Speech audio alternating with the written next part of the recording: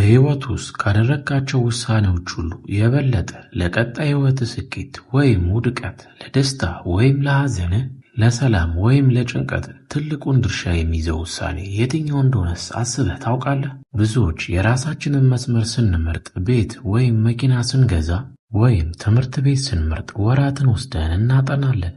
ነገር ግን ከማን ጋር መኖር እንዳለብን፣ ዕድሜያችንን ሙሉ ከማን ጋር ማሳለፍ እንዳለብን ስንወስን አብዛኛው ጊዜ የምንመራው በድንገታዊ ስሜት ብቻ ነው።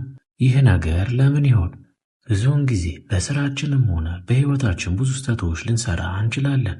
ነገር ግን የተሳሳተ የሕይወት አጋር ከመረጥን በየቀኑ በገዛ ቤት ውስጥ ሰላምህን ታጣለህ።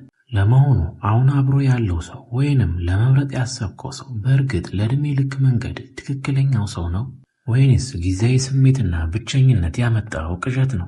አንድ ሰው ወደ መንግሥተ ሰማያት ወይም ወደ ሲኦል የመቀየር ሙሉ ጉልበት ያለው አንድ ውሳኔ አለ። እሱም የሕይወት አጋር መምረጥ ነው። አስቡት እስቲ፣ የተሳሳተው ሰው ከመረጣችሁ በየቀኑ በገዛ ቤታችሁ ሰላማችሁን ታጣላችሁ።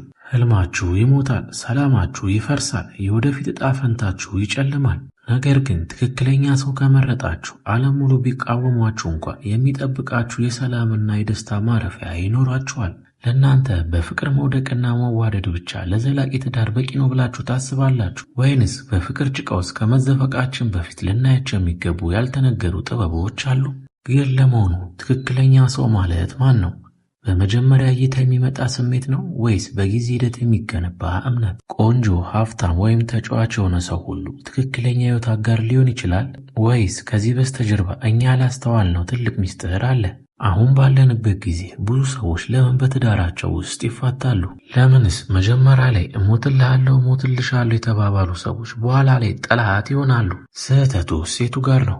እንኳን ወደ ጥበብ መንገድ በሰላም መጣችሁ። ዛሬ የምንነጋገረው ስለ ፍቅር ተረት ተረት አይደለም። የምንነጋገረው ስለ ሕይወት ትልቅ መዋዕለ ንዋይ ነው። ብዙ ሰዎች ፍቅር ካለ ሁሉም ይስተካከላል ብለው ያምናሉ።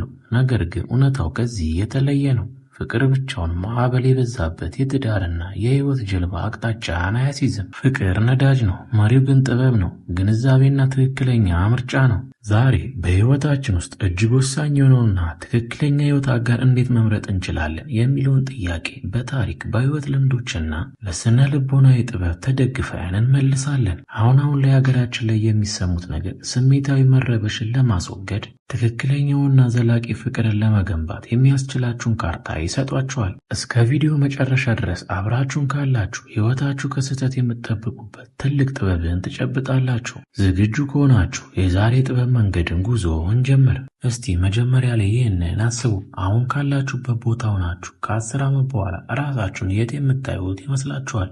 ያኔ አብሯችሁ የሚሆነው ሰው ህልማችሁን የሚያቀና ነው ወይስ ክንፍን የሚቆርጥ? ትዳር አጋር ከመፈለጋችን በፊት መጀመሪያ ማድረግ ያለብን ነገር ራሳችንን ማወቅ ነው።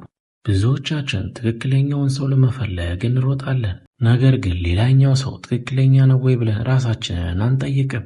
ራሳችንን ሳናቅ ደግሞ የምንመርጠው አጋር የራሳችንን ማንነት እንጂ የእኛን ፍላጎት ሊያሟላ አይችልም።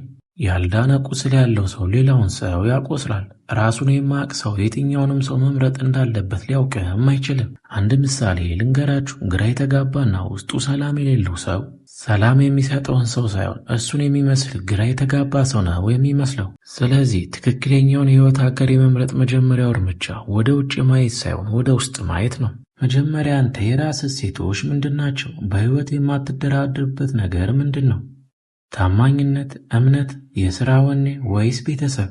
ራስን ሳታውቅ አጋር ስትመጥ ባዶነት ለመሙላት ብለህ የተሳሳተ ሰው ታገባለህ።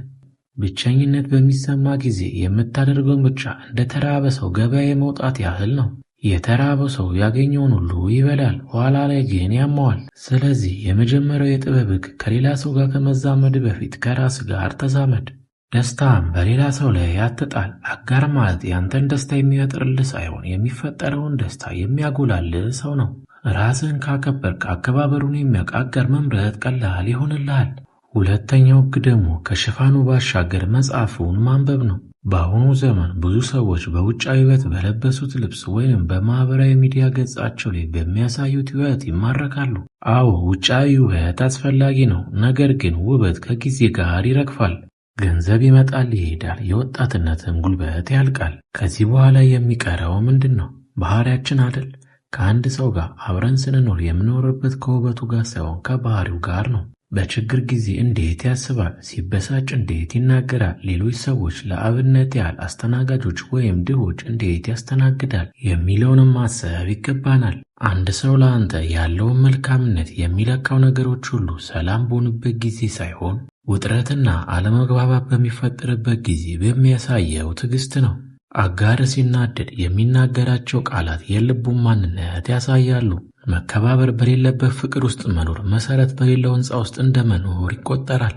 ሶስተኛው ደግሞ ከዚህ ቀደም ከነበረ ግንኙነት ያገኘውን ህመም ወይም የልጅነት አሰቃቂ ትዝታ ካለ ያንተን ነገሮች ሳታክም ወደ አዲስ ግንኙነት አትግባ። ካልሆነ ግን አዲሱን አጋርን የድሮ ቁስል ማስታገሻ ታረገዋለህ። አራተኛው ደግሞ የህይወት ዓላማዬ ምንድነው የሚል ነው። ወዴት እየሄድክ እንደሆነ ካላወቅ አብሮክ የሚል ሰው እንዴትስ ትመርጣለህ? ትክክለኛ አጋር ማለት የእርሱን ባዶነት የሚሞላ ሰው አይደለም፣ ይልቁንም የእርሱን ሙሉነት አብሮ የሚያጎላ ሰው ነው። አምስተኛው ህግ ደግሞ አቅጣጫችሁን ፈትሹ። ፍቅር ማለት አብሮ ከመተያየት ይልቅ አብሮ ወደ አንድ አቅጣጫ መመልከት ነው። አንተ ወደ ምስራቅ መሄድ ስትፈልግ አጋር ደግሞ ወደ ምዕራብ መሄድ የሚፈልግ ከሆነ የቱንም ያህል ብትፋቀሩ መለያየታችሁ አይቀሬ ነው። ራዕያችሁ ይጣጣማል? ስለ ህይወት፣ ስለ ስራ፣ ስለ ቤተሰብና ስለ አስተዳደግ ያላችሁ እይታ ተመሳሳይ ነው? ለምሳሌ አንተ ቁጠባና ኢንቨስትመንት ላይ ትኩረት የምታደርግ ከሆነ አጋር ደግሞ ነገን ሳያስብ ዛሬ አውድሞ የሚያደርግ ከሆነ በየቀኑ በገንዘብ ምክንያት ግጭትም ይፈጠራል። ስለዚህ የህይወት አጋር የህልም ደጋፊ እንጂ የህልም እንቅፋት መሆንም የለባትም። ትክክለኛው አጋር ክንፍ ይሆንልሃል፣ የተሳሳተው ደግሞ እግር ላይ የታሰረ ድንጋይ ይሆንብሃል። ስድስተኛው ህግ ደግሞ ችግርን አብሮ የማሳለፍ አቅም ነው። ህይወት ሁልጊዜ አልጋ ባልጋ አይደለችም። በሽታ አለ፣ እጦት አለ፣ ውድቀት አለ። በደስታ ጊዜ አብሮ የሚስቅ ሰው ማግኘት ቀላል ነው። በህመምና በጦት ጊዜ ግን እጅን የማይለቅ ሰው ማግኘት ብርቅ ነው። አጋርን ስትመርጥ ጥያቄ ጠይቅ። ይህ ሰው ቢታመም አሰፍስፌ እንከባከበዋለሁ፣ እኔ በውድቅ ደግሞ ያነሳኛል የሚለውን ማረጋገጥ አለብህ። ትክክለኛ አጋር ማለት ጥፋትን በሰው ፊት የሚያጋልጥ ሳይሆን በግል መክሮ የሚያርም ማለት ነው። ከሁሉም በላይ ደግሞ ይቅርባይነት ያለው ሰው መምረጥ ወሳኝነት አለው። ይቅርባይነት በሌለበት ግንኙነት ውስጥ በቀልና ቅሬታ ብቻ ያድጋሉ።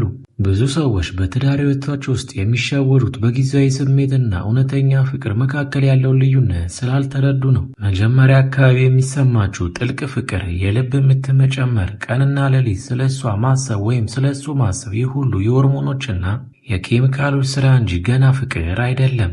ስለ ልቦና አውጪዎች ይህንን የእብደት ደረጃ ይሉታል። ይህ ስሜት አብዛኛው ጊዜ ከ6 ወር እስከ 2 ዓመት ባለ ጊዜ ውስጥ ይበርዳል። ውድ የጥበብ መንገድ ቤተሰቦች፣ ፍጹም የሆነ ሰው በዚህ ምድር ላይ የለም። ሁላችንም ጉድለት አለብን። ነገር ግን ትክክለኛ የህይወት አጋር ማለት ፍጹም የሆነ ሰው ሳይሆን ከእርሱ ጋር ለመማር፣ ለማደግ፣ ይቅር ለመባባልና ህይወትን በጋራ ለመገንባት ፈቃደኛ የሆነ ሰው ማለት ነው። አጋር ከመምረጣችሁ በፊት አትቸኩሉ፣ ጊዜ ስጡ። ሰዎች በንግግራቸው ሳይሆን በተግባራቸው፣ በችግር ጊዜ በሚያሳዩት ባህሪዎችና ሌሎችን በሚያስተናግዱበት መንገድ መዝኗቸው። ማስታወስ ያለባችሁ ነገር ቢኖር ህይወት ውድ እንደሆነች ነው። ለአንድ እቅድ፣ ለአንድ ዓላማና ለታላቅ ነገር የተፈጠራችሁ ናችሁ። ህይወታችሁንና ዓላማችሁን የሚያጠፋ ሳይሆን የሚያጎላ፣ ሰላም የሚሰጣችሁን ሰው የመምረጥ ሙሉ መፍትሄም አላችሁ። ይህንን ቪዲዮ እስካሁን አብራችሁን ስለተከታተላችሁ ከልብ እናመሰግናለን። የዛሬው ትምህርታችን ለህይወታችሁ ትልቅ ብርሃን እንደሚፈነጥቅ ተስፋ አደርጋለሁ። አሁን የእርስዎ ተራ ነው። ተግባር የሚጀምረው ከአስተያየት ስለሆነ ለእርስዎ በትክክለኛ ህይወት አጋር ውስጥ መኖር አለበት ብለው የሚያስቡ ትልቁ መስፈርት ምንድን ነው? ታች ኮመንት ላይ ጻፉልኝ፣ እንወያይበታለን። ይህ ቪዲዮ የተዘጋጀው ለወጣቶች፣ ለጓደኞቻችሁ ወይም ለምትወዱት ሰው ህይወት የመቀየር አቅም ስላለው አሁኑኑ ሼር የሚያደርጉት። የጥበብ መንገድ ቤተሰብ ካልሆናችሁ ደግሞ የህይወት ጥበብን በየሳምንቱ አብረን ለመማር አሁኑኑ ሰብስክራይብ ያደርጉ፣ የደውሏን ምልክት ይጫኑ። በሚቀጥለው ቪዲዮ በሌላ ድንቅ ባለ የጥበብ መንገድ ቪዲዮ እስከምንገናኝ ድረስ ሰላም፣ ፍቅርና ጥበብ ከሁላችንም ጋር ይሁን እያልኩ ደህና ሁኑ እላለሁ።